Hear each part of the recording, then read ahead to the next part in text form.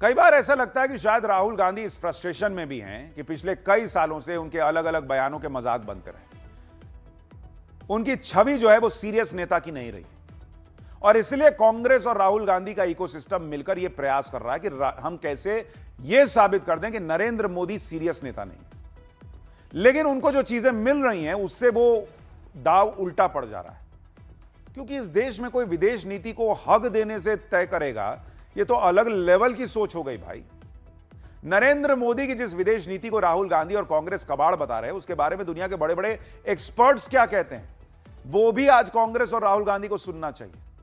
मैंने कहा ना, यह अध्याय स्पेशली राहुल गांधी के लिए खोला हूं, कम से कम उनको विदेश नीति में पासिंग मार्क्स तो आए। एक इंटरव्यू में दुनिया के जाने माने पॉलिटिकल साइंटिस्ट और ऑथर इयान ब्रेमर ने भारत की ग्लोबल पोजीशन के बारे में क्या कहा था, आप देखिए, उससे आपको अंदाजा लग जाएगा कि पीएम मोदी की डिप्लोमेसी ने भारत को कितना मजबूत बनाया है बीते सालों में।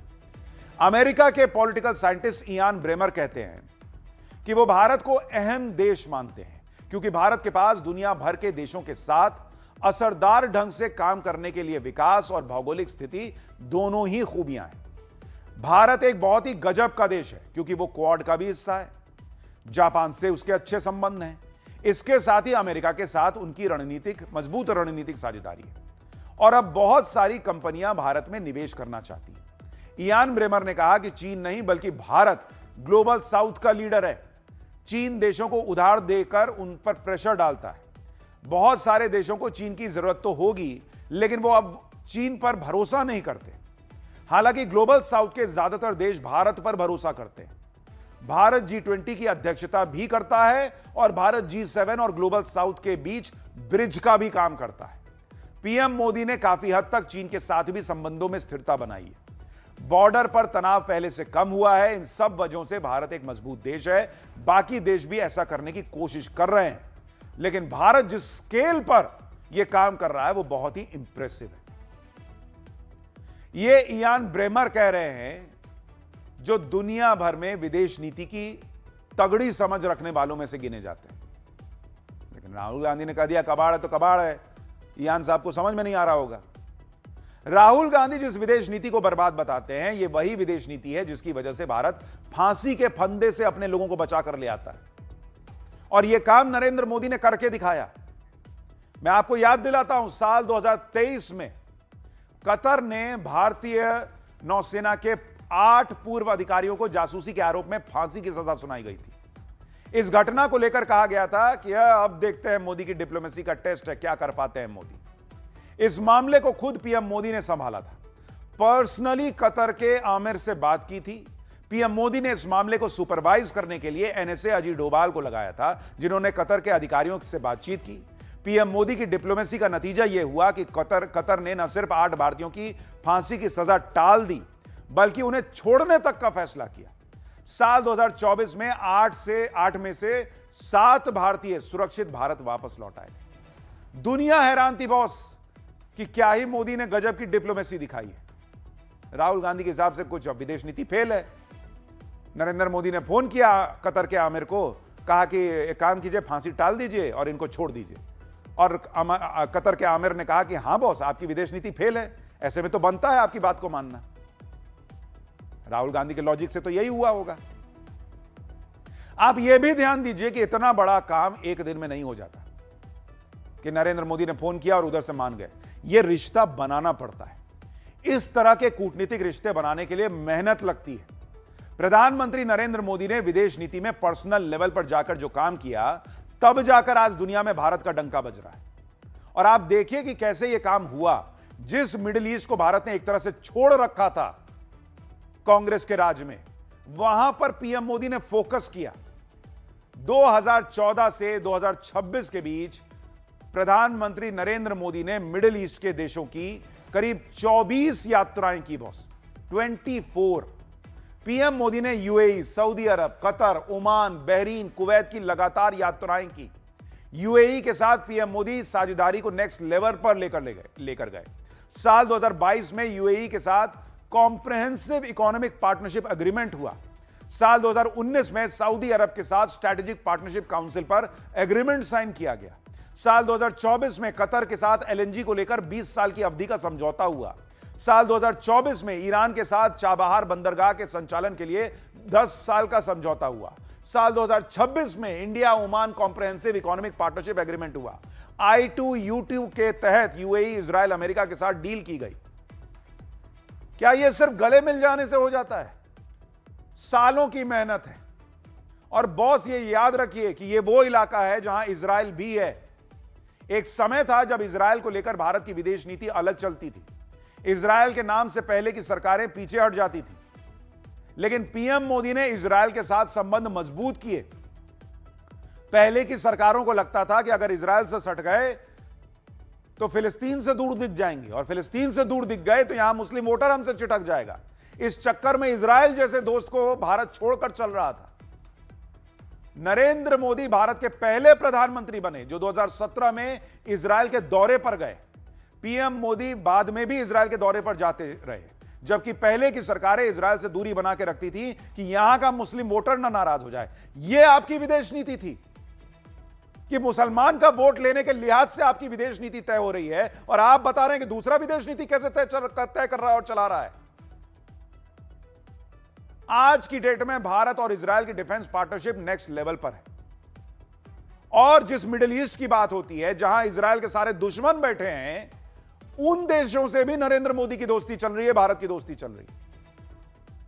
और ऐसा नहीं कि इजराइल से भारत की दोस्ती नहीं है। इजराइल पहले भी भारत को हर बार मुश्किल वक्त में मदद करता रहा है, लेकिन पहले की सरकारों ने दूसरे देशों की नाराजगी के डर से इजराइल को वो इंपॉर्टेंस नहीं दी जो पीएम मोदी दे रहे हैं।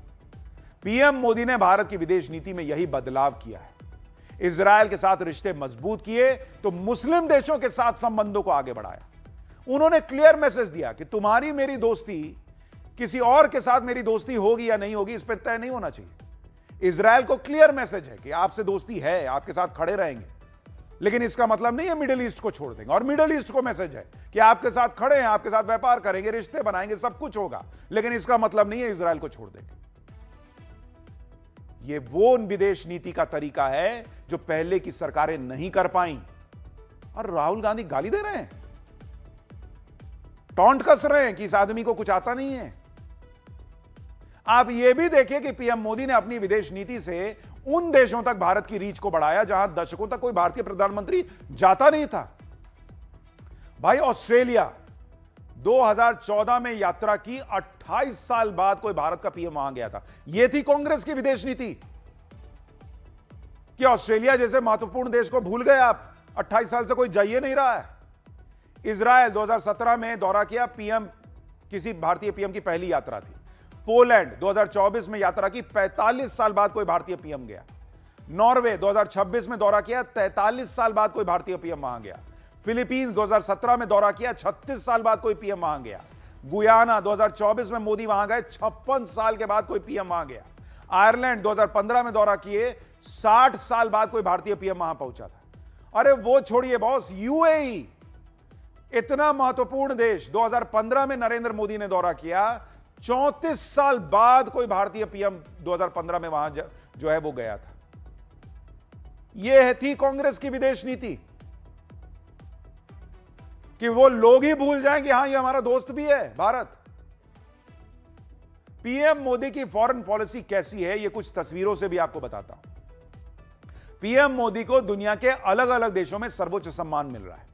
उस पे भी ये लोग नाटक करते हैं कि जाते हैं अवार्ड खरीद के आते हैं। अरे आप भी खरीद लेते, आपको किसी ने मना किया था? जो भी देश पीएम मोदी को सम्मानित करता है वो भारत से प्रभावित होता है, भारत की नीतियों से प्रभावित होता है, भारत का महत्व समझता है, और तभी पीएम मोदी को सम्मानित करता है। 30 से ज्यादा अवार्ड मिल चुके हैं अलग अलग देशों के नरेंद्र मोदी को। तो क्या ये नरेंद्र मोदी व्यक्ति को मिल रहे हैं? ये भारत के प्रधानमंत्री को मिल रहे हैं? नरेंद्र मोदी की विदेश नीति और आर्थिक नीति का ब्लेंड ऐसा है कि दुनिया को भारत की जरूरत महसूस हो रही है, तो वो सम्मानित कर रहे हैं। जिसको जैसा लग रहा है कि कैसे सामने वाले को खुश किया जाए, वो कर रहा है। और राहुल गांधी इस पर खुश होने की बजाय कि भारत का कद बढ़ता है, हमारे पीएम का सम्मान हो रहा है, उनको विदेश नीति में जो है वो छेद करना है। इसके अलावा आप ये भी देखिए कि पीएम मोदी कैसे ग्लोबल लीडर बने। पीएम मोदी जब इजराइल की यात्रा पर गए थे, इजराइल की संसद के अंदर पीएम मोदी का गजब क्रेज था। इजराइल के सांसद पीएम मोदी के साथ सेल्फी ले रहे थे। आप ये तस्वीर देखिए बॉस, राहुल गांधी को बर्दाश्त नहीं होता होगा ये सब देख के, इसलिए कह रहे हैं कि विदेश नीति फेल है। उनके इकोसिस्टम को बर्दाश्त नहीं होता होगा। लेकिन जो भारतीय होगा ना, उसको गर्व महसूस होगा, जो सोचेगा इसको भारत के लिहाज से कि भाई ये हमारे देश के प्राइम मिनिस्टर के साथ लोग सेल्फी ले रहे हैं, ये भारत का रुतबा है बॉस। अब कह दीजिए कि ये भी पैसा वैसा दिए होंगे, सेट कर लिए होंगे वहां पे कि ले लेना मेरे साथ सेल्फी। इसी तरह से जब पीएम मोदी अमेरिका गए थे और अमेरिकी संसद को संबोधित किया था, तो वहां भी चारों तरफ मोदी मोदी हो रहा था। अमेरिकी संसद के अंदर मोदी मोदी के नारे लग रहे थे। पीएम मोदी का जलवा यह था कि ग्लोबल लीडर्स उन्हें बॉस बुलाते हैं, राष्ट्रीय अध्यक्ष खुलकर कहते हैं कि वो पीएम मोदी की नीतियों को फॉलो करते हैं और उन्हें इसका फायदा होता है। पार्टी राहुल गांधी को नहीं दिखता होगा, दुनिया भर के नेताओं को दिख रहा है कि मोदी ने भारत की विदेश नीति क्या बनाई है। देखिए जरा। Party Prime Minister Modi is the boss. I follow your career and I copy many of your programs. You are an inspiration for the rest of the world.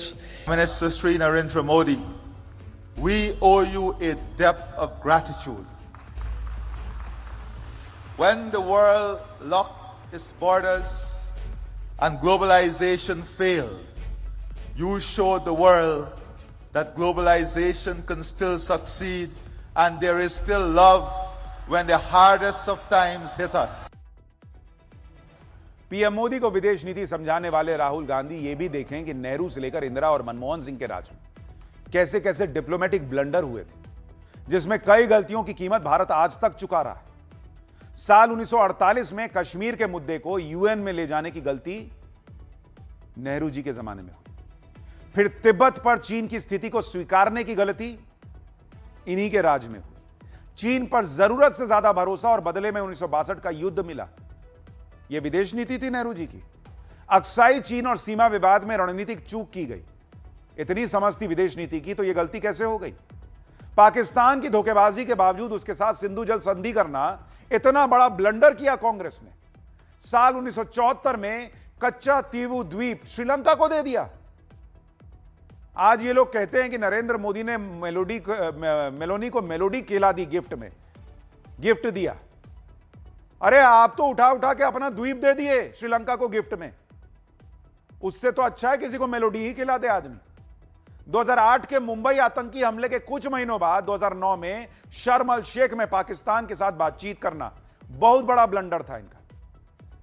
संयुक्त बयान में पहली बार बलूचिस्तान का जिक्र हुआ, जिसे लेकर पाकिस्तान को प्रोपेगेंडा करने का मौका मिला कि बलूचिस्तान में जो कुछ होता है वो भारत करवाता है। इतने बड़े बड़े ब्लंडर करके बैठे हैं और दूसरे को समझा रहे हैं कि विदेश नीति क्या होती है। राहुल गांधी पॉलिटिकली जो मुद्दे उठाना चाहें जरूर उठाएं, लेकिन जब भी वो मर्यादा की सीमा लांघेंगे, इस तरह की चीजें करेंगे, तो वो ये भूल जाते हैं कि उनके खुद के परिवार का इतिहास इतना भयावह है कई बार कई चीजों में कि वो फाइलें खुलेंगी तो और उनके लिए शर्मिंदगी की बात हो जाएगी। हम तो लिमिट में बता रहे हैं। सोशल मीडिया पे तो लोग ऐसी ऐसी तस्वीरें डाल रहे हैं इनके परिवार की कि क्या ही बताया जाए।